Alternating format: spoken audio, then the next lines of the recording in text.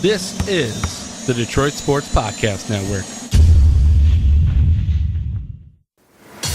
What's going on, Detroit sports fans? Welcome back to the Fan Reporter Show, made by fans, for fans, powered by the Detroit Sports Podcast Network. I'm Nick, you know that, and my boy Andrew's also sitting right across from me, who's going to give you this week's topic. You know that as well. This week we continue our draft preview series by looking at the pass catchers. We're going to finally give our picks for what will become the newest line on Thursday night. We also say goodbye to the Detroit Pistons as they exit the first round in sweeping fashion. You see what I did there? Was this season a success or a failure? That's a good one. Let's debate it. That was a good one. Oh, man. You heard the man. You heard the man. So let's go ahead and start off NFL this time. Or don't we always do NFL? Yeah, NFL this time. NFL. Yeah. All right. It's like saying you think the Pistons are going to get swept this time. Hey. Sorry. I take offense to that. Sorry, that was a little cynical. I'm sorry. All right, let's jump into it here. Pass catchers this week, and that should actually round out our pre-draft profiling here. Yes. And then we'll, you know what? At the end of this, we're gonna give our pick. Yes. Yeah, that's what I said. We're gonna decide on a pick. No, we don't have to agree on. Come on, let's try. At least try. Okay, we'll each give our pick, and then we'll see if we can agree on one. Fine. Okay. Speaking of a pick, though, that originally was on the board for the Lions that I don't think is there any longer, Rashawn Gary has really been falling down draft boards a lot because there's a lot of concern with that torn labrum. So a lot of teams have had to do some extra homework on him that wasn't that they didn't realize they had to do, or they did realize, and then early hype just finally died down, and you're starting to see the realities of what he's going to be and what the situation is. Supposedly, he's able to hold off surgery for now, was the headline that I saw earlier today. But still, like a torn labrum is not like a lingerer. Like you get surgery. I mean, it's a shoulder. Yeah, you get surgery, you lose what, like 20% rotation? Yeah, a torn labrum's not a good thing. Yeah, I know. I'm not saying it's a good thing, but like, it's not something. I don't feel let's like just it's say, not something that sinks a player. Let's just say torn muscles and tendons. I think it's worse. It's worse for like a QB or wide receiver, but I think you can get by a little better if you're not. Let's just say torn muscles and tendons as going into your rookie year are not a good thing. Yeah. And they would be something as a major cause for concern for a team looking to draft. I will say, early. I do. He is dropped on my mock draft on a 13 right now. On my down to newest 13. mock draft. Okay, Yeah. I may even lower him further. Yeah. I may have to flip flop him with some of the other pass rushing. It depends where you put him there. next to Brian Burns and Clelin Ferrell. Really depends. That's what I'm saying. Is I may have to flip flop him because of that injury. But anyways. That's not what we're talking about today. We're talking pass catchers today. We're going to start with the tight ends. Yes, sir. And then we're going to break into the wide receivers. Really only a few tight ends to even talk about in the first round here. I know that there's a couple of guys in the second, third, fourth, fifth, sixth, seventh rounds that the Lions, I'll even say probably will be looking at. But we're just talking about the guys that have been thrown around at the top of the board. And those guys are T.J. Hockenson, Noah Fant, Irv Smith. So we're going to start off with T.J. Hockenson today. Start from the top. Looking at T.J. Hockenson from Iowa, the glowing comparisons that he's bringing in from NFL analysts and scouts galore is to Travis Kelce, who is no secret the best tight end in football right now, especially since Gronkowski is retired. You can argue Zach Ertz, but I would definitely say Travis Kelce is the best tight end in football. I'll agree with you on that. But a mixture of high-level blocking and high-level route running, high-level pass-catching ability. Even if you were to take him high or even take him at all in this draft and bring him in, and that pass-catching ability doesn't quite translate to the NFL right away, at the very least you have a top-tier blocking tight end in both the run and the pass with T.J. Hockenson, which is something that is very important in a lot of team systems. A lot of teams love to run that extra tight end to help the running back get around the edge or help that inside blocking or even pull him. But they also love to use those tight ends in short routes, deep routes, you name it. So it's rare to find versatile position, and this is the hardest position for a player to translate from college football to the NFL, not named quarterback. But it's rare to very find a tough position. tight end that excels in both aspects of the tight end game in terms especially of pass this young and blocking. Especially this young. I mean, he's being called the best tight end prospect in like 3 or 4 drafts. Right. But he does have decent speed for a tight end at 4.7. He's huge at 6'5", 250. Very athletic. He's a very athletic guy. When we talk about his catching ability, I mean, the guy can make difficult catches that it seem to be outside his catch radius, but he somehow finds a way to come down with them. And in terms of blocking, he really excels against linebackers. He's great at blocking linebackers in space. He may need to add a little more strength to really combat NFL defensive In terms of the off-the-ball linebackers, he's a lot more athletic, has a lot more speed. And the one thing about... the defensive ends is where his blocking weakness could be, but he can add some more strength, and he could probably be serviceable against when it comes to, if he gets matched up against a safety, he's bigger than them. Yeah. He can overpower them. When it comes to he's being matched up against an off-ball linebacker, he's... a lot of times a lot faster than they are. But also, the one thing that is, in terms of just pass catching, he's a very sharp route runner. He takes cuts very well. He comes out of those cuts very well. He has great acceleration out of his stance off the line and can get early separation from the off-ball linebackers that are likely going to be taking him in pass catching situations. So he's also got a lot of intelligence on how he needs to catch the ball to ensure that he secures it as he gets hit or as he goes to the ground. He's got good hands. He's a very above average catch radius. He's able to throw his body every which direction to be able to make the catch. He runs through contact. He's just a very good all around pass catching tight end, with the added benefit of already being a top tier blocking tight end, which, as you mentioned, is something very rare to see coming out of a young rookie like this, out of a young prospect. He is a complete tight end. We don't have many of those in the league. Travis Kelce comes to mind. Zach Ertz comes to mind.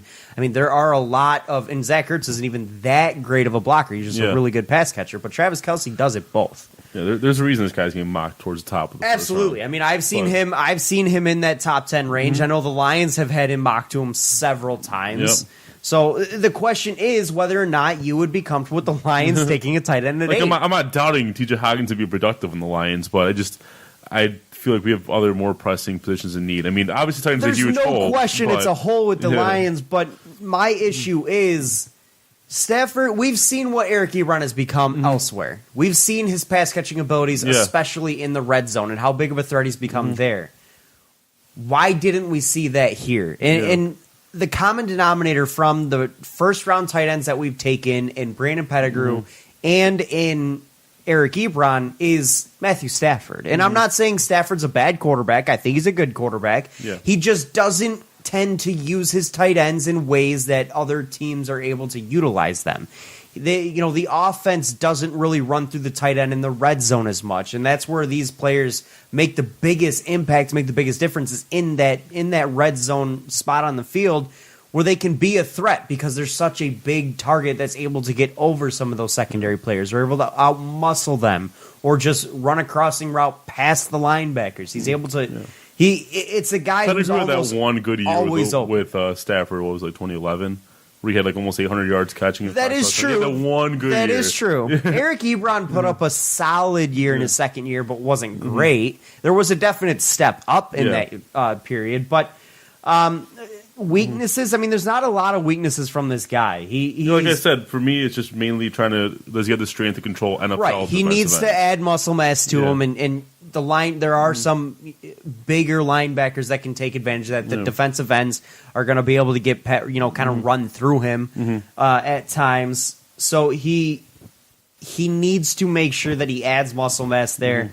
Sometimes he kind of overdoes it when he's blocking on the line, and by that I mean he kind of takes a step too much, tries to get too much leverage, and ends up flip flopping the other way where he makes a mistake.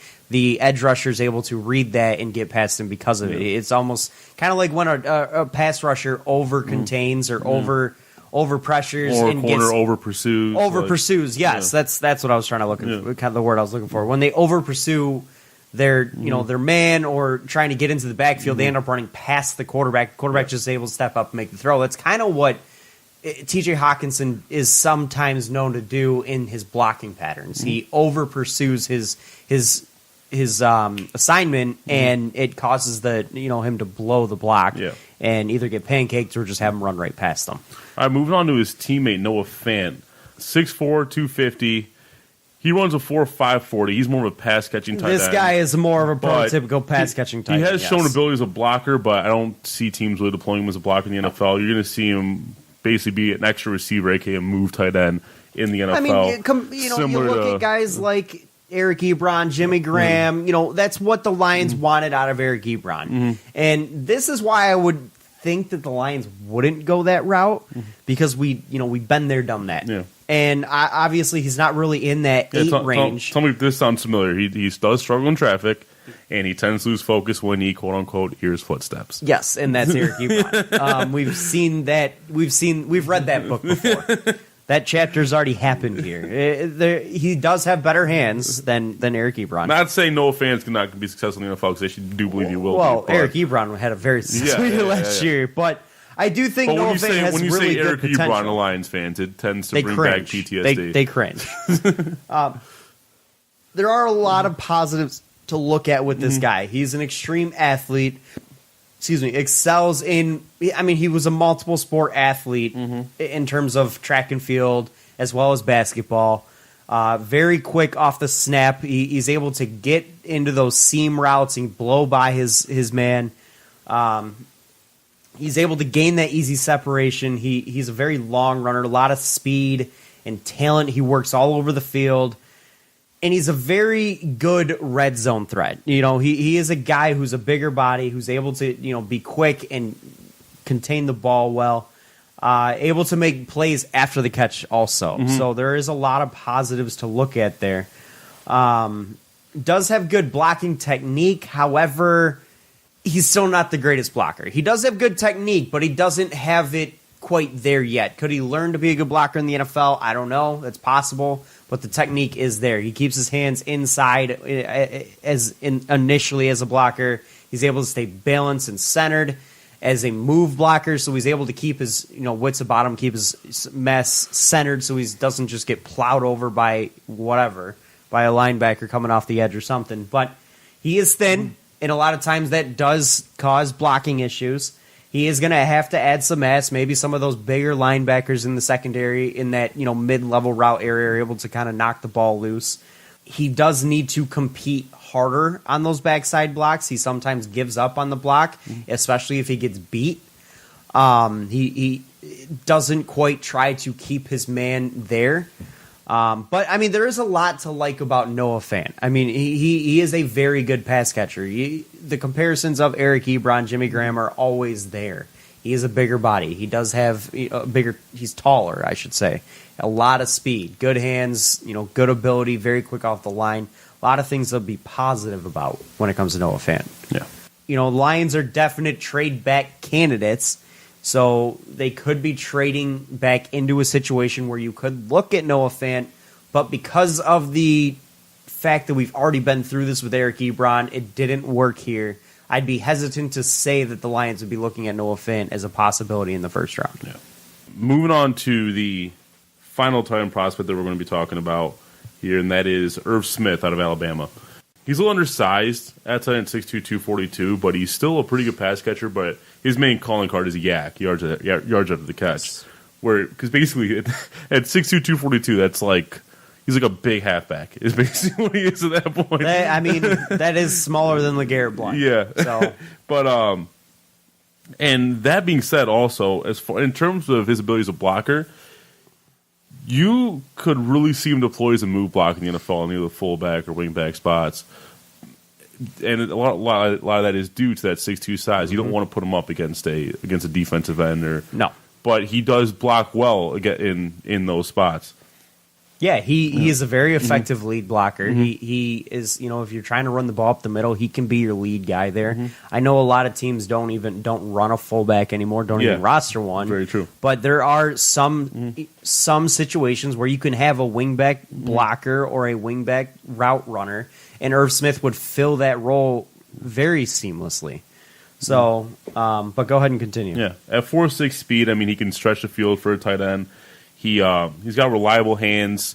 The way I see it, he's a tight. He's like he's something that can do everything fairly well, but he doesn't really excel other than yards after the catch. There's not really one part of his game that I can single out and be like, this is the guy for this specific reason. Right. I mean, going through the strengths that are listed here: good footwork, decent hand placement and blocking, effective lead blocker. Might be too much for linebackers to handle. Good route strength. Offers sturdy target in the middle of the field. None of those are elite grades, but they're all good grades. Yes, I'm saying. So he does have good speed. He does have good route running ability. He does have the ability to push through contact and fight through contact, not only in his route, but to secure the ball. His hands have improved in the last year in terms of the hand strength to be able to secure those contested catches. He does have good footwork off the line as well. There are a lot of positives, but there really isn't much that is considered an elite grade here. Weaknesses, though, he definitely needs to add body mass. He is, like we mentioned, he is small. Doesn't always block with consistency. There is somewhat of an effort question mark when it comes to his blocking abilities.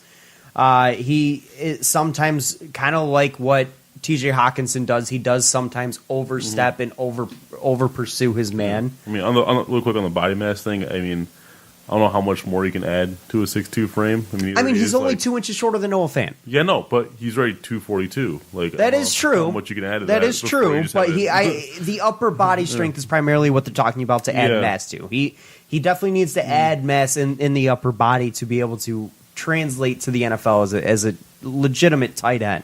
Even just as a blocking tight end, you definitely need to add mass there. You can add mass on 242 to a 6'2 body frame if you do it the right way. But he needs to, one of the question marks was he needs to continue to play at a high pace, needs to play faster, especially in a team that's going to run a lot of hurry up. He doesn't necessarily work back to the throw very often. So if there's good coverage, good blocking, a lot of times you like to see pass catchers work back to the ball, work back to the quarterback, get themselves open. He's not really known for doing that. But as you mentioned, fantastic in terms of yards after catch. He's able to make plays with the ball in his hands. He's just got to get the ball to his hands and make plays from there. And he was fairly productive in Alabama. He had 700 yards, 7 touchdowns, absolutely. about a 16 yard per catch average. So he was fairly productive. He likes to drag tacklers, too. Yeah. He likes to take them for a little ride. Yeah. But that is going to close it out for tight ends, which takes us on into wide receivers. Obviously, the number one name in the wide receiver class is the redshirt sophomore from Ole Miss, DK Metcalf. This guy was a combine hero. Yep. And the body mass is the reason. 6'3", 228 pounds, and almost like a 2%, 1.6% body fat. Also, don't forget the 4.3 40 and 40 inch vertical. And 40 inch vertical, which, I mean, again, a combine hero in terms of running a straight line. If you actually look at the other drills that he ran, anything running laterally, he was damn near the bottom he performed of wide receivers. Poorly in the shuttle and the 3-cone drills. Yes, anytime that involved him running laterally or making a turn, he was very slow. But the doesn't speed worry factor is there. That doesn't worry as much as the drop rate for me, because in terms of the agility drills, the reason I'm not as worried about that one is because he still consistently showed the ability to plant his foot and get in and out of cuts at Ole Miss. Like, he was still doing that pretty well there to create separation. He has other ways of creating separation other than the cuts, too. His size. Yeah, his size and his speed. Yes. But the drop rate for me, that's the one that I worry about. He had a 10% drop rate at Ole Miss, And for comparison's sake, his teammate A.J. Brown had a 4% drop rate. And a guy we're going to talk about later, N'Keal Harry, had a 6.7% drop rate. So the drop rate is definitely concerning, especially for someone of that size. Yeah. You really need very strong, secure hands because you're going to take a lot of hits in the secondary. When you're that big, they tend to allow more contact. Calvin Johnson is we know very well the amount of contact he took in the middle of the field and on the sidelines. It wasn't flagged, that wasn't called. It's just because of his body size, they allow a lot more contact. Exactly. If you don't have extremely strong hands, good hands to secure that ball, it's going to come out. Yep. And a 10% drop rate in college football, let alone the NFL, is quite a bit concerning. Draws comparisons to Josh Gordon. Yep. Obviously, That's a good comparison, I think. Absolutely. A very good combination of size and speed. There are the worries of taking a wide receiver at that level, at the top 10 area, top 15, top 10, where you're looking at the positives and the negatives of it being a very, very fast wideout, bigger, but we saw the speed play. We saw the speed experiment with John Ross last year or 2 years ago. That did not work, obviously. Granted, the injuries there's helped. a lot of people who are speed. Tavon Allison, Darius Hayward Bay, like a lot of. There's a lot of them, and what are they now? Yeah. What are they now in the NFL? The speed experiment. Speed doesn't necessarily equal good receiver. But none of them had the size. None of them had the size as DK Metcalf, but also the hands are a big question mark. The route running is a positive, but he is still more of a straight line route runner. He runs those post routes, those those flies, the seam routes. He is more comfortable running those because of his speed, because of his size. He's able to get the outside, turn his body to the outside and make the catch. Yeah, and he can outrun the defensive back. But so in terms of positive in general, obviously the given is his measurables. Absolutely. It doesn't really get better than that. The 2% body fat, honestly, I don't know if that's a good or bad thing. That doesn't sound healthy. I don't know how you have that. His size creates a wide catch radius. His strength allows him to fight off physical corners. So there's really no ball that you're going to throw his way that he doesn't at least have a shot to get. Right.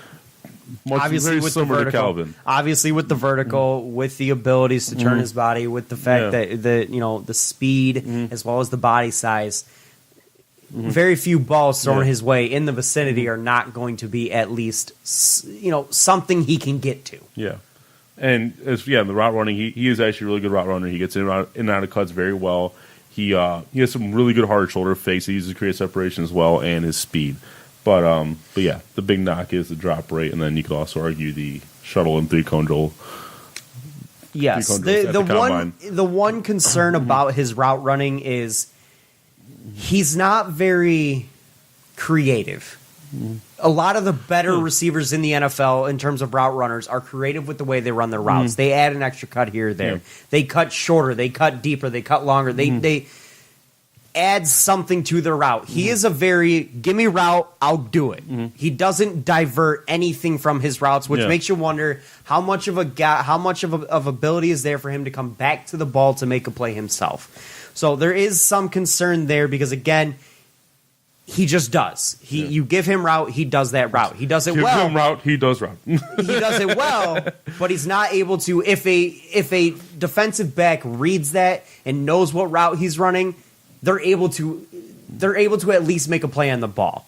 Yeah. Almost guaranteed, unless he develops a creative ability in the NFL. But coming as a raw talent here, he doesn't have that creative ability in his skill set, so they're able to jump routes because of that if they know the route. And everybody knows what routes you're running. Yeah. It's a scouting report.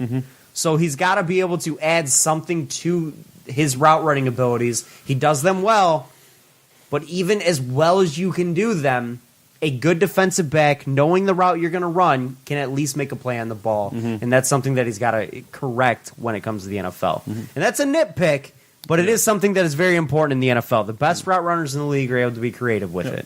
Next receiver up, we got Hollywood, Marquise Brown out of Oklahoma. Hollywood! Much smaller than DK Metcalf. Absolutely. 5'9", 166 pounds. To put that in perspective, that's about 6 inches shorter, about 60 pounds lighter. Comparisons to Deshaun Jackson, which very similar receiver. He lacks So, like we just said, Lee lacks ideal size and strength, but he does make up for it with his speed and quickness. He totaled 1,218 yards and 10 touchdowns this past in a very season. pass-friendly offense, no doubt. He's a great route runner. He's a very hard cutter, and he is an every down home run threat with at least he was with Oklahoma. I do believe he will still be in the NFL. mean, Deshaun Jackson is the comparison galore there. He's a willing, but I won't say an able blocker.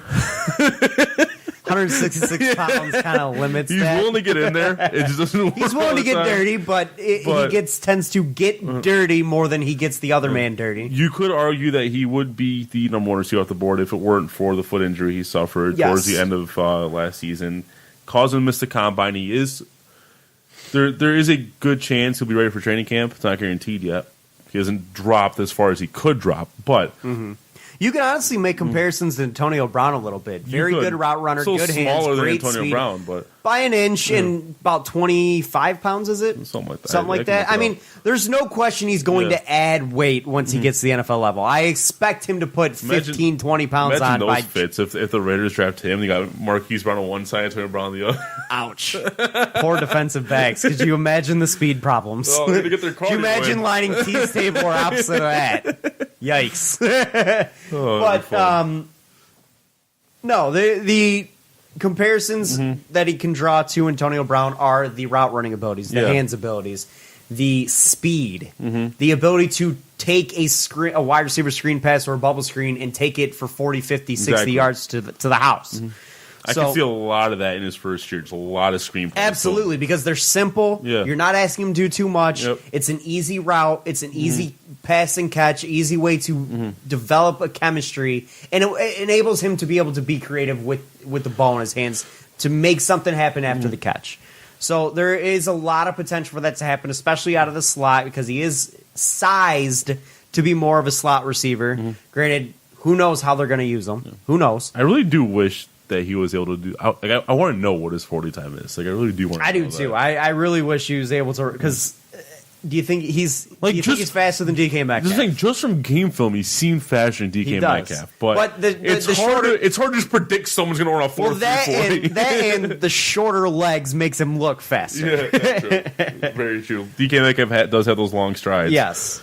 But I mean, for his size, Hollywood has long speed, but he's still only 5'9". So there is obviously a length factor in terms of the speed, but he's very quick, has great acceleration off the line, and runs great routes with good hands. So I do think that he could be an explosive wide receiver in the NFL.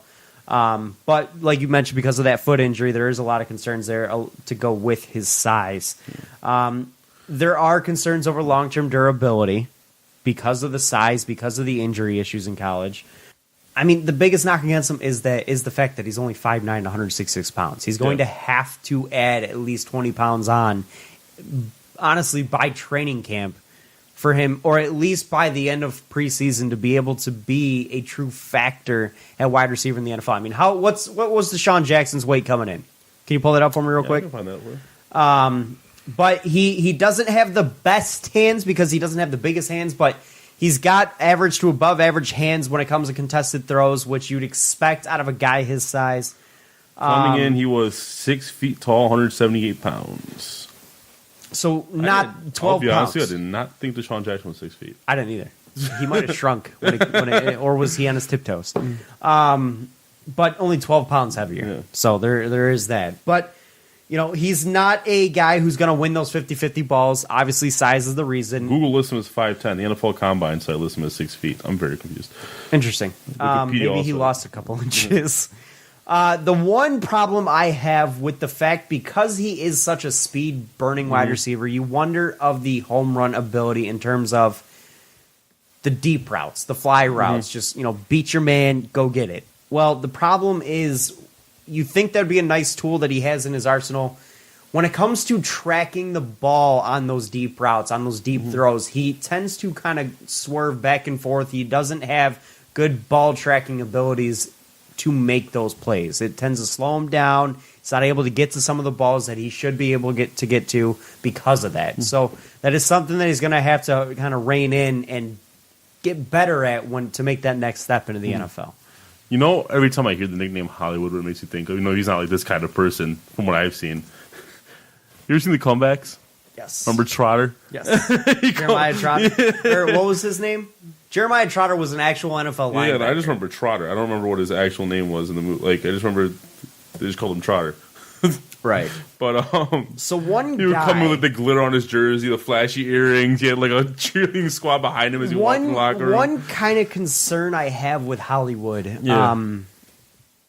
is a comparison that I've seen a couple times, not really, and I kind of but don't see it. I see it in the sense of durability and the boomer bust type situation with this player.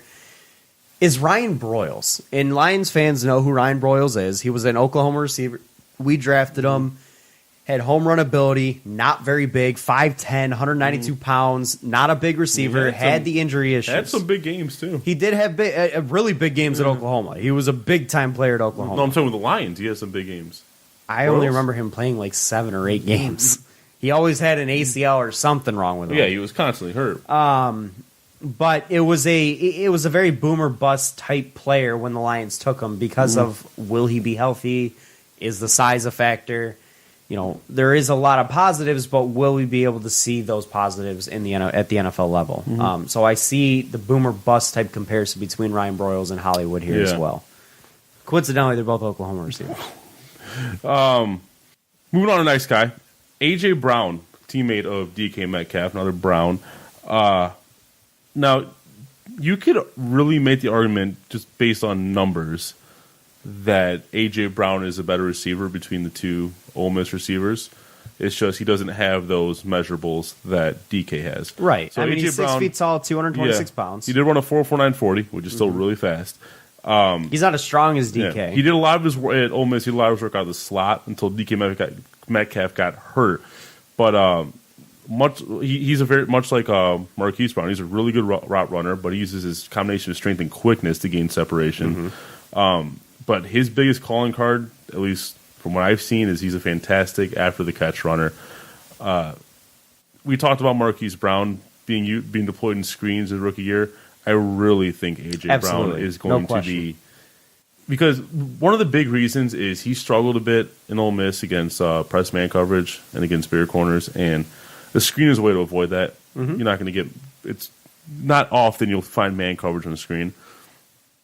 But he excels against zones, and it's a way to expose that. He's got very strong hands, very good hand-eye coordination, and one thing that is kind of different and puts him apart from DK Metcalf. I mentioned how DK Metcalf lacks that route creativity. AJ Brown's chock full of it. Yeah. He's able to add in speed, speed changes in his routes. He's able to make an option route happen and read defenders' hips or coverage hips. The coverage is hips and feet, and be able to play off that. So he gains separation that way. The creativity is galore. The route running ability is probably a gold star for A.J. Brown here. As far as his actual physical makeup, he's built to handle a heavy workload in the NFL, and he did handle a pretty heavy workload in college. He had 85 catches for 1,320 yards and 6 touchdowns at Ole Miss. Obviously, Metcalf was more the red zone target. He had 5 touchdowns in 5 less games. But as far as the yardage and the usage, A.J. Brown dwarfed DK Metcalf, although DK did get hurt. But so we don't know what he could have done the last 5 games. But, I think A.J. Brown could very well be a first-round receiver in this draft. Absolutely. Probably 20 years later, though. I don't see him. Oh, no question. I honestly, do you see him being drafted ahead? Do you think any team will jump on A.J. Brown ahead of DK or Marquise? I think there's a definite possibility because I would argue that A.J. Brown is a more complete receiver over the rest of them. There are a lot of negatives. I think he's the most complete receiver of the 3. That A.J. Brown doesn't have. He just doesn't have the ceiling that they may have. Yeah. He has great hands, great. He's also a very willing and a capable blocker as well. The athleticism there, the route running is there. There's a lot of good things he does. The little things he does well. He catches the ball away from him very well. He's able to, create separation between him and his man when it comes to those contested balls. He turns his body the right way, and he can play outside or in the slot. He did absolutely. Both this, so. He tends to, the question is the competitiveness. He tended to, in the bigger games, kind of shy away a little bit. He didn't quite have that swagger on the field and against teams like LSU and Alabama. He struggled against some of the bigger, better corners in college football as well. He did face limited press from the slot, which you kind of come to expect, but he is quick. He doesn't have the top end speed, but he's very quick. He's very quick in his routes, quick in his cuts, comes out of those cuts very quickly, quick off the line as well, but he doesn't quite have that top end speed that's just going to beat people. And I mean, the top end, like if you're taking the 40 time in general, the 4.49 40 is pretty good top end speed. The issue is he takes a long time to get there. He does. Like you think of it as a car that goes 0 to like DK Metcalf is the one that goes 0 to 60 in like 3 seconds. He's the guy who goes 0 to 60. Well, I would in actually about argue 6 the seconds. opposite with AJ Brown. I would say because he's so quick, he gets to that top end, he gets to that 4.49 quickly, but it doesn't get any faster. He doesn't get to his top. It takes a while to get to that top speed. Is what I'm saying. But he's quick. He's quick. There's literally quick and fast. Yeah, fast would be the top end speed. Yeah, that's quick what I'm would saying. be getting to the top end speed. He has very good acceleration to get to that top end speed. He just doesn't have elite tier top end. Semantics. But but as he is a guy who is prone to some drops when the focus isn't there. But he does have great catching abilities, and he's got great hands. Again, this is probably the most complete receiver in this draft. It's just the ceiling isn't quite what the DK Metcalfs or Hollywoods of the world are. But there is, if a team is looking for a complete receiver, this is a guy who, you could argue a team takes over a DK or a Hollywood because of the fact, just looking at his strengths, there's a lot of them. There's a lot of very high grades here that he does so well and does the little things well. He may be the most NFL ready. He's got a very wide array of routes that he can run. He's able to do a lot of little things that you need to do well in the NFL to be able to succeed in the NFL. He does a lot of those very well. So he probably is the most NFL ready receiver along with the most complete receiver. So you could argue that there is a reason to take him over guys like DK Metcalf and Hollywood. Do I think it happens? Probably not, because the first round is all about potential. But this is going to be a good receiver for any team that takes him. Yeah. Will he ever be a number 1 in the NFL? I don't know. But he'll be a damn good number 2. That's for sure. Final guy that I've got on my list here is someone I've seen mocked in and out of the first round, N'Keal Harry. Great size, 6'2", 228. Length, 33-inch arms, 9.5-inch hands. He ran a 4.5, 340, 27 bench reps at 225. So there's a lot of strength in his arms, in his chest. Very good at catching the back shoulder passes. Very good at turning to the sideline, make that play. Very high competitive nature. Very consistent in terms of his productivity. He's not easily intimidated. The competitive factor is something there. He's a big target, works very well on slants and against zones. Very strong hands, good ball skills. Outworks his opponents to get into space. He's a guy who you could argue as a workhorse receiver. He's gonna do the dirty work. Yeah, exactly. I think physically imposing is the word to use here. The guy, he's a jump ball at his size, 6'2". He's a jump ball receiver. But the thing is, he's deceptively fast. He's explosive, and like you said, he's not quite as agile as some of the other receivers that we just talked about. But does have some strong hands. Yeah. But in general, with his size and his ability to make people like defenders miss in space, he's going to be a hard guy to bring down in the NFL. He's going to be a very hard guy. He's I think he can be a wide receiver 1 in the NFL. I just don't know where you slot him out wider in the slot, because I would put him out wide. His size almost guarantees he's an outside receiver with an ability to go inside. He draws comparisons to Allen Robinson. Very similar type player. Good hands, good size, ability to make a play happen in traffic. But didn't he play slot at Arizona State? I don't think so. Normally, a guy who's a back shoulder boss, quotes around that, but he's a back shoulder boss as an outside receiver. But yeah, I mean, I don't see him. And the other thing was, the guy was super productive. Absolutely. Very both consistently in the open productive, field too. and getting in the end zone, too. He had over 1,000 yards receiving on 73 catches. He had 9 touchdowns, which is the most out of any of the receivers we've discussed today. Does he have a... Now, my question to you is... Well, sorry, Marquise Brown at 10. But my question to you is, of the 4 guys who we're talking about right now, do you think N'Keal Harry has a legitimate shot to be the best? Because we talk about how A.J. Brown probably is the most complete receiver. He just has to excel in some certain areas. Do you think N'Keal Harry has a shot to be the best receiver in this draft class? Because these are all 4 guys that we have seen mocked in the first round. I'm going to say no. And reason being is he doesn't have the top-end potential that the rest of them have. You know, looking at the other 3 receivers, one of those guys, at least all of those guys have something that is the best over anybody. Yeah. When it comes to Marquise Brown, he's the best when it comes to being quick and getting around his man, doing things with the ball in his hands in terms of after the catch as well. DK Metcalf, biggest, fastest in terms of running in a straight line. When it comes to A.J. Brown, most creative. N'Keal Harry doesn't quite have any of that. He's got really good hands. He's got really good size. But in terms of his size, though, he doesn't get off the line well against press coverage. He gets trapped up by corners that are probably smaller than him a lot more than he should. And also, he's not a major factor in the red zone. He wasn't in college. Yeah. And that's something at his size that is a big concern for me. And a lot of that probably has to do with the press coverage. But that is a big concern for me. At 6'2", 25 pounds. 228 pounds, how are you not a red zone threat at that size and ability? So that's something that he's going to have to work on in the NFL. His size and speed, like you would hope he can shake man coverage at least. Well, it's the press. Man coverage he can shake. In zone, he's actually really good in. But when it comes to press coverage is where he struggles. He doesn't have quick enough feet to stutter step a corner, to get a corner leaning at all, to get him to beat him off the line and press. A corner is going to be able to make contact with him at the line and disrupt the route.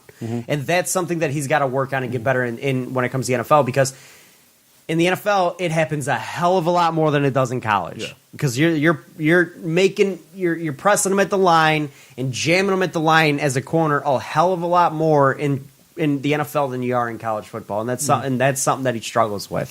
So he's going to have to get a lot better in that. The one thing I will say though that we didn't touch on, I do think of the 4 guys we discussed in the wide receiver class, I think he is the best blocker of the 4. Absolutely, he's definitely the best blocker. Yes. So there's that added value to him that you can use him to block. Yes. You could also use A.J. Brown, though. Yeah. He was another guy who got... So if you're the Lions, you have your pick of these 4 guys, and Bob Quinn says, I want you to take a receiver here. You trade back to, let's say, 16 or something. You have all 4 guys available. Only 16? Can we go to, 19 so I feel a little bit better? Sure. Okay, fine. You're at 24. Receiver still has not been picked. How about that? Oh, man. Who are you taking between these 4 guys? Well, at 24, I mean, that changes up the ball game entirely because the reason I said 24, I don't want to be so far ahead where a guy like N'Keal Harry would still be considered a reach. Right. Yeah. I will say this. If all 4 of those receivers are on the board, N'Keal Harry's not. N'Keal Harry is the number 4 on my board. Okay, I'll agree with you there. He's not in that. If those guys are there, he's not on my board anymore. He's my clear number 4. Yes. I will then look at what I have in terms of a size receiver. I already have one of those. I have Kenny Galladay.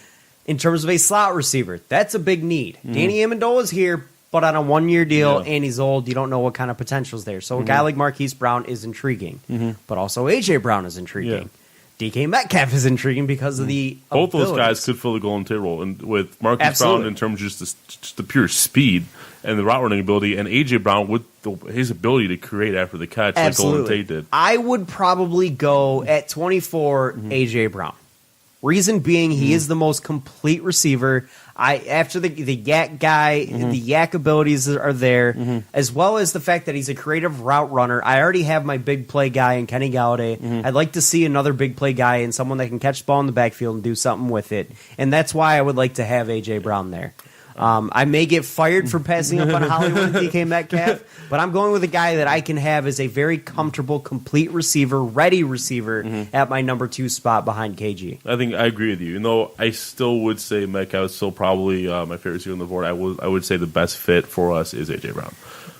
You could definitely argue Metcalf has the highest ceiling, but I also think he has the highest bust potential. I tend to be risky to go for the highest ceiling guys. Right. But that was fun to fantasize for a minute because we're not taking a receiver. Anyway. All right. I wouldn't quite go there, but okay. That was moment of truth. Who is we've spent 4 weeks now evaluating players. Who is your pick for the Lions on Thursday? Who will be the newest member? At number 8, so we're not speculating trades. Not speculating trades. Okay. I'll do this. Who, a realistic dream scenario, and then who you think is we're actually going to get? Dream scenario would be Josh Allen. Well, you really think that Josh Allen's going to drop to 8? In the last 5 mocks I've looked at, he's dropped to at least 6. So yes, I think it's he hasn't dropped to 8 yet. He has actually. There's been 3 mocks as how he had the Lions take I at 8. have not seen him at 8. There has been actually, I believe one of the Lions beat reporters had a mock there. But it's at least a respectable. Yeah. It's not just a guy on Twitter. It's respectable. If Josh Allen dropped the Lions, I'm going to pass out. I would as well. However, I saw something today, and it was one of the mocks that had him dropping to 8. There's actual legitimate reasoning that there could be. There have to be a run on quarterbacks or something. Quarterbacks are a big one. You need at least 2 or 3 in the top 10, in the top 8, really.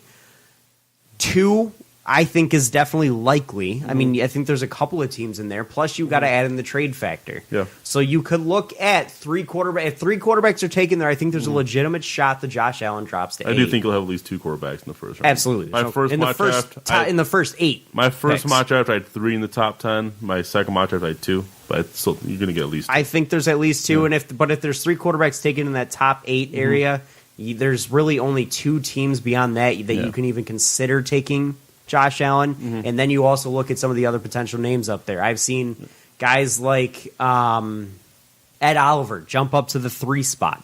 Kyler Murray 1, Nick Bosa 2. I've seen Ed Oliver go 3. Then you also have to add in that Quinnen Williams is there. Yeah.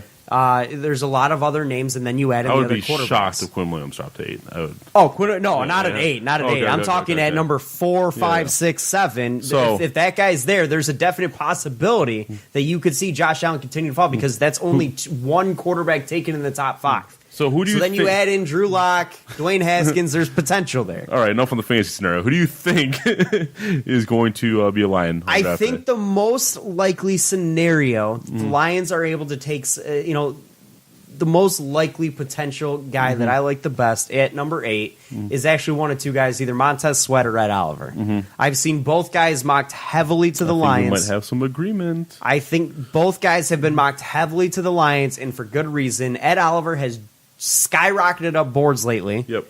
But I do think there is a lot of potential for him still to drop to the Lions at 8. Ed Oliver's probably my favorite prospect for the Lions at that spot.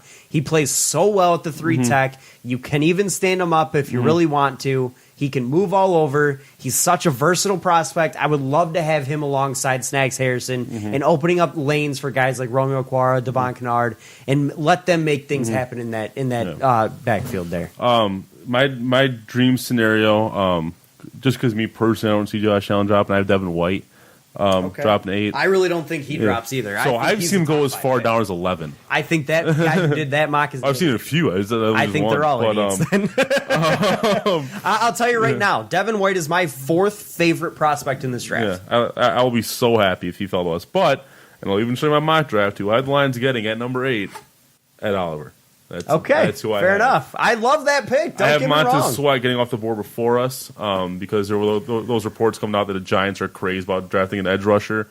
So I've seen a lot of things I've seen Montez Sweat as far back as 14. That heart condition's kind of not going away. I've seen Montez Sweat go in the 20s in some recent mock drafts. I'm not kidding. Who the hell did those?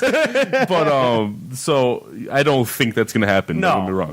The talent is too much. I'd be happy with Montez Sweat. I would too. Ed Oliver is who I think we will end up with on Thursday. I'd be ecstatic if we got Ed Oliver at number 8. The fact that we got a guy who could be argued as a top 3 pick in this draft. Yeah, Snags, Ed Oliver, and I got Trey Flowers going on the end, as long as he's as good as he was in New England. That feels nice. That feels real nice. By the way, that contract ain't too bad after what Kansas City just paid. I mean, they paid out the ass. Let's be real. The Lions paid a lot of money for Trey Flowers, Yeah. but whoa, man, did Frank Clark get a lot of money? Yep. Whew. And they had to, and what they paid in the trade too. I mean, what was it? First round pick, next year's second, and then a right to swap third round picks. Yes, this year. that's a lot, man. Yeah. They really want an edge rusher. I guess. I understand that edge rushers are a premium in today's NFL, but man, You told me they couldn't have just traded up for cheaper and got somebody. I don't know, and not had to pay him $20 Yeah, something exactly. million a year. But The Chiefs decimated their pass rush in the offseason. I mean, Yeah. Dee Ford's gone, Justin Houston's gone. They were the best pass rush in the NFL, and they got rid of everybody. So they had to bring something in. all right, real quick, let's talk about the Pistons for what will be the final time in a while. At least until we get to some draft coverage. Yeah, at least you get into some draft coverage. But at least for a few weeks. Yes. The last time I talked about the Pistons. It's going to be kind of like a dry spell as we get into training camp here. Yeah. Because training camp, there's only so much we can talk about the NFL. We might start The NBA introducing is some almost- fun topics. Might We'll have just to. play games and stuff Might on the have podcast. to. But anyway, so the Pistons did get swept by the Bucks. Yes. We were at Game 4. We were at We got Game to 4. enjoy it. By the way, Shout shout out to the people at the Pistons. Oh, yeah, Twitter the meetup. Pistons Twitter meetup. That was a Yeah. lot of fun. We got to meet some cool people. We got to meet, some guys that we interact with on Twitter quite a bit. Took some pictures with a couple of guys as well and had a good time. Yeah, It was fun. Yeah, shout out to Pistons Play and Pistons Thoughts. Those were Yeah, the two guys that we yeah. met. It was a good time. Yeah, I enjoyed it. But this was not a very pretty series. Let's just put it that way. No. There's not really much to analyze about this series. Anytime you have a series, anytime you have 4 games where you lose by an average of 23 points, that ain't pretty. I mean, right from the first 3 minutes of game 1, he knew it was going to be ugly. I mean, I'm pretty sure we texted each other it's going to be ugly. They obviously missed Blake Griffin in games 1 and 2. I think it is a... God bless that guy. I mean, dude had his knee wrapped and then braced and then wrapped again. I'll tell you right now, I don't know that I've seen someone play for the Detroit Pistons with more heart than he did since the going to I work. used to really not like him in I did LA, too. but I've gained so much respect from him. It's not just because it's not just because I'm a Pistons fan. He's on the Pistons. Like I've gained He's so much a respect for him as like bona a fide person and a player. Professional's professional. The way he interacted with the media on a farewell thing today, shaking all their hands. Yep. The way that he gave he sent out the thank you to Pistons fans on Instagram. That's like a pro's pro. Yeah. That's a true professional right there. Your modern superstar would be throwing fits right now. Absolutely. And the fact that LeBron probably wouldn't even play in the series. I'll tell you that. I'll tell you right now where I gained so much respect for him. Not only, I mean, I gained it the entire year with the way he played, but where I gained the most respect for him as a leader and as a professional is that game where they won, and in the post-game interview, he straight up just ripped on the team, said it wasn't good enough. Yep. Mm-hmm. That right there told agree me with that he has higher expectations. I agree. That he expects more out of this team. A win's not just a win. Exactly. And I loved it. I absolutely loved it. He was 100% right, and then he had Reggie get in there and then fool himself. But hey, it's okay. But hey, that set the team off on a hot streak. It did. After that moment, they all got That was good. like the lowest I was this season as a Pistons fan, and then from there it's all went up. But getting to watch him play this year was honestly a treat. Fun fact, I don't know if you know this, in terms of statistics, he had the highest point, rebound, assist numbers in the history of Detroit Pistons basketball. Like combined, like you're saying. Yes. So in terms of nobody who scored 27 points in a game had as many rebounds and assists as he did. So that tells you how good of a season he had. Yeah. It truly was a treat. He played more games this season I think he ever has. He fought through injuries, fought with his heart, was literally the entire team for the first couple of months of this year. Getting to watch him play this year was truly a treat and gave Piston fans something to look forward to. Gave Piston fans a reason to go downtown. Gave Piston fans a reason to turn on the TV. He was a treat night in, night out, and it was a lot of fun to watch him play this year. So, Agreed. Blake Griffin, Hats off. big thank you to you. Hats off to you. We don't deserve you. Does he get fined for joining in on the refugee section? No, it was awesome. I loved it. I loved it. The NBA will let it slide. It's the end of their season, but I loved it. But so, in terms of the season overall, yes, Pistons did make the playoffs first time since 2016. Didn't win, but they made the playoffs. Do you consider that a successful season or a failure? Or what do you make of this season? What's your overall feelings on this season? I can see either argument. And, I mean, on this show, I've had both arguments. Yeah. Would I have liked to see this team end up with a top 8 pick? Yes, absolutely. I would have loved to see us grab an elite prospect to pair alongside guys who I know will be back in Luke Kennard, Bruce Brown, Andre Drummond, 15's not the worst pick. It's not. I will tell you this. I would rather 15 in a playoff appearance than 12 in no playoff appearance. Agreed. Because this draft in particular, once you get past the first 8 to 10 guys, there's really not much of a difference between 12 and 20. Yeah. So, with that being said, now it really depends on your scouting department. Now it gives us something to actually look forward to the next season, something to build upon. And I'll tell you right now, did you watch Tom Gorris's post-game interview? I did not watch it, but I heard him make comments about just again reiterating how he doesn't believe in tanking, and it was one of the most coherent, well thought out, well spoken interviews I've ever seen Tom Gores have. Really? Yes. I was actually excuse my language, but impressed with how he handled himself. It was a surprise. I know. with how he handled himself. And you know damn well I'm not a Tom Gores fan. Damn well I'm not a Tom Gores fan. But I was impressed with the way he carried himself, with the way he presented himself in what his ideals are for the future of this team. Yeah. Could you look at this season and say this is a building year? I think you can. I also think you can look at 2016 compared to this year and say we're honestly worse.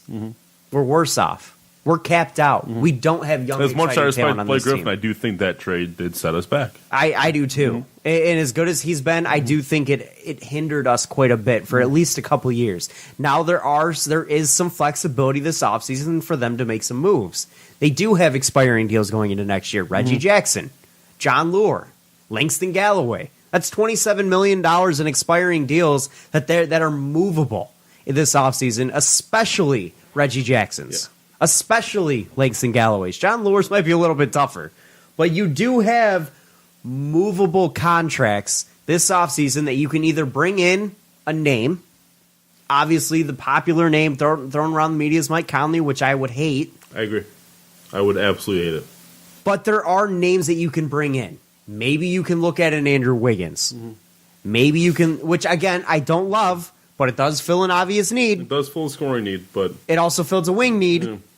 Maybe you can even maybe you can make a move where you shuffle some salary, and also Tom Gores is obviously very willing to go into the luxury tax to help this team win. I'm not saying it'll happen. I'm not even saying I expect it or even think it'll happen. But there is a definite potential with the willingness of Tom Gores to go into the luxury tax, with the movable contracts that we have, for us to bring in a Kemba Walker. That's a pipe dream for me, but it is possible. And could we end up with a sign-and trade with Charlotte? Yeah. That's a possibility, because that's a team who's looking to rebuild without Kemba Walker in the future. So what's a great way to rebuild? Going into next offseason with $27 million coming off your books. Guess what? We got that. And also there is a lot of money that's not like the big story here, like about our salary cap situation, is how much we're playing with Blake Griffin and Andre Drummond. But if you there's a lot of money tied up there. But if you look at some of the lesser players, we have $10 million tied up in John Lure. We have $7 million in Galloway. 18 in Reggie Jackson. Yeah, which we're 17, but which we're probably going to move as well. And that's not even talking about the $5.5 million we're still paying Josh Smith. Plus, you've got another $5 in Ish Smith. Yeah, so that's coming off. Is it possible you can build a team without moving Drummond and Griffin? Yes, absolutely. But will it work? Don't know. I'll tell you right now. If you have a situation and you present me with a scenario where Ish Smith's going to pay $6. Yeah. Which is coming off after this year. Yep. if you present me with a situation where the Pistons end up, if you present me with a situation where the Pistons end up with Kemba Walker, I think you have a team that could very easily fight for a top 5 seed next year. I agree. Because that immediately puts Drummond in a much more... Draft a good wing. Yes. If you were somehow able to get Kemba Walker...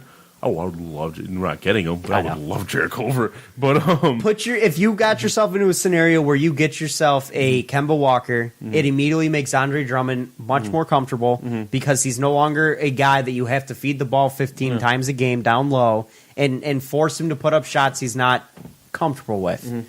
He doesn't have to have the ball in his hands as much. He can do what he does best in terms of doing the dirty work down low, getting those putbacks. He doesn't need to hone in that post play as much because that immediately makes him your number 3 option in your offense, which I am a hell of a lot more comfortable with him as my number 3 than I am my number 2. Because obviously Kemba and Blake will be your 1-2 punch. Yeah. And those two as a 1-2 punch would be mighty nice.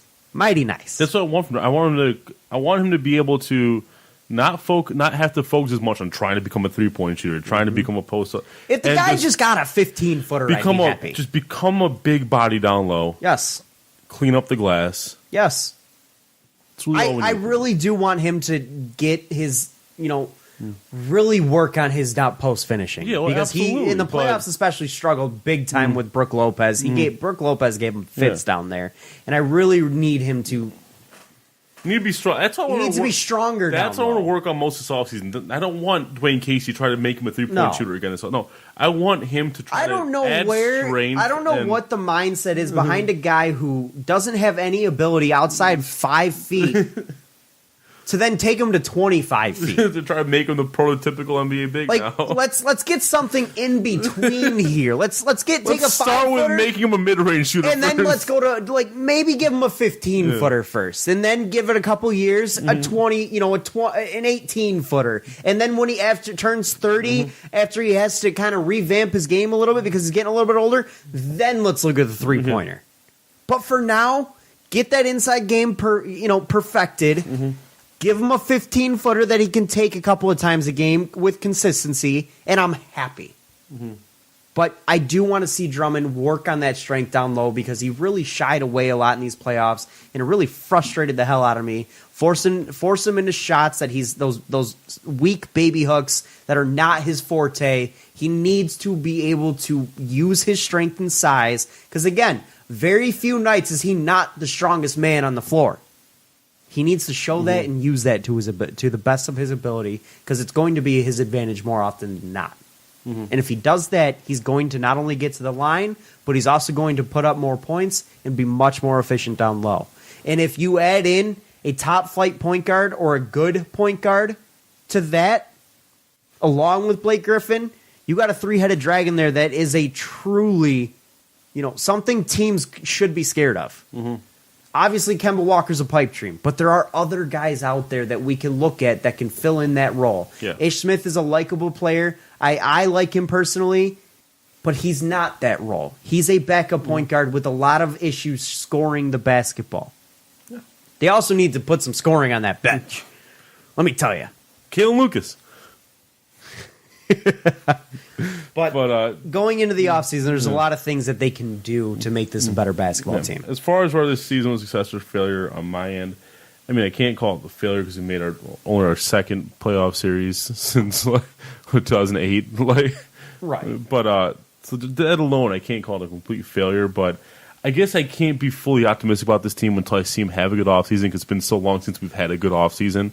This offseason is a very pivotal point for them. If they have a good offseason, I will tell you that this was a stepping stone season. If they have a bad offseason and don't make moves that are any good, they just make secondary moves, use the mid-level exception, maybe trade away someone, bring in like a Glenn Robinson III or someone like that, that's disappointing to me, and that'll tell me right there that this team is just locked. Yeah. That they can't do anything, and that'll frustrate me because that won't be a stepping stone. I will say the end of the regular season left a really sour taste in my mouth. Yes. If we had close out strong and stay in the 6th seed, I would have been a lot happier about this season, and I would have actually said I think this was a very successful season. That is something that I will say does hurt quite a bit. I still fall just short of calling this season successful, but I can't by any means call it a failure, considering it's a playoff appearance for a team that hasn't had one, hasn't had multiple playoff appearances in a long time. But I will fall just short of calling it a successful season. I will. Let me ask you this. Were you more excited about the future in 2016 after that playoff appearance or now? 2016. I'll agree with you because we had a lot of young talent on that team. Drummond was young, had a very good stepping stone season, took that next step. Tobias Harris is young, looked like a very solid player, and especially with what he's become now. Avery Bradley was young, although we didn't have Bradley yet, did we? Yeah, we did. Oh, yeah, we did. He was a young player looking to potentially be a star. And not to mention just how well they did get sweep, but they played very well in that series. They did. Every game was close, unlike this series where everything was a blowout. Granted, the Pistons matched up much better against that team than they do against the Bucks. Not many teams match up well with the Bucks. Right. Exactly. It's not easy to defend Giannis Antetokounmpo. But I'll agree with you that I was a little bit more excited about that 2016 team than I am now because of the youth and the potential there. And then I was just blown all up. Yeah, that's what I'm saying. That's why I can't get fully optimistic because I thought we had a really good thing going and blew it up for no reason. Right. So, I will say the one thing that team lacked was a true star, and even with those guys now, if we were to still have those guys, we still wouldn't have that star. But we would have other players still. We would also have other players, but including our draft pick from last year, whoever it would have been. Yeah. Who would it have been? I mean, Shea Gilgeous was taken there, but I could see us having taken. You could argue we could have taken Miles Bridges. Could argue that. I would have liked to see Mikal Bridges fall to us. That would have been nice. That would have been nice. He hasn't really done much with Phoenix yet, but no, I don't think he's got much opportunity either. No. Anyway, you have to close this one out. Yes.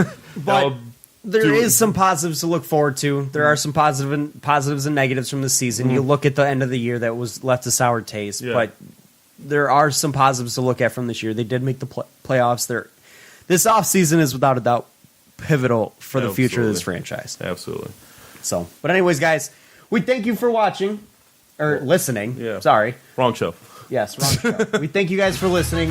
We will be back next week for another edition of the Fan Report, powered by the Detroit Sports Podcast. And speaking of the draft, we will be going live during the draft on twitch.tv/thefanreport. We will be covering the entire first round, so come check us out for that. Yes.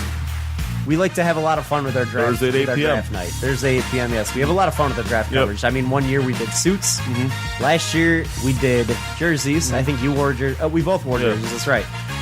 So we'll see what we do this year. Not sure what we're doing yet, but we like to have a lot of fun. Suit and jersey at the same time. Yes. Jersey over the suit. There you go. Or the other way around. But anyways, thank you again for listening. Follow us on Twitter @RealFanReport. And you guys enjoy the rest of your week, and we'll catch you guys next week. Thank you. Peace.